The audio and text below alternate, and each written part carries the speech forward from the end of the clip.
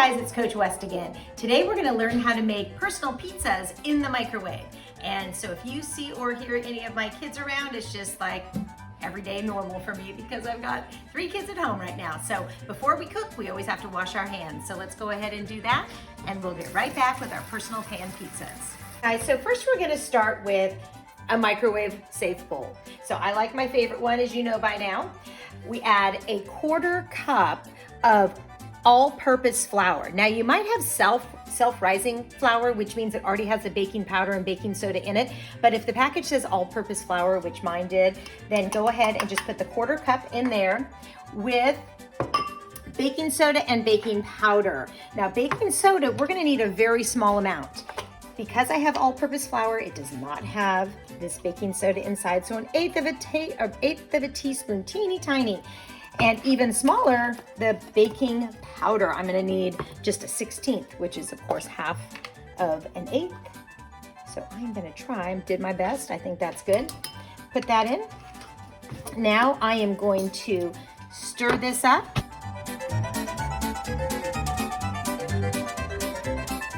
Three tablespoons of milk. Again, this is kind of tricky, so you can use my glass technique if you would like, just to eyeball it, but I'm gonna go ahead and try my 3 tablespoons. 1, 2, and 3.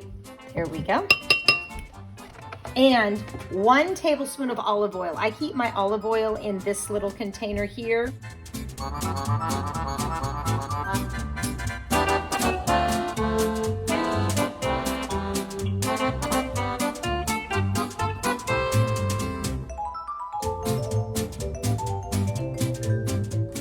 We need some sauce. So we will add about 2 or 3 tablespoons, really whatever you want to do, as much sauce as you like. I don't like as much sauce as I do cheese, so I'm just going to move that around a little bit. See, now we've got the sauce. Add some cheese. I love mozzarella cheese. You can add cheddar, Parmesan, whatever you'd like. In fact, I've got a little shaker of Parmesan. I think I might just do a few shakes of that on there. And now I had some bigger pieces of pepperoni that you would use maybe for a sandwich. I cut them up, so these are just little slices of pepperoni to top this. So now we're gonna place this in the microwave. Remember, always have something on the bottom in case it ever spills over. It won't make so big of a mess. We're gonna put it in for 1 minute, check it after that, and see how it looks. All right, so it's been 1 minute. Oops, I forgot my pot holder.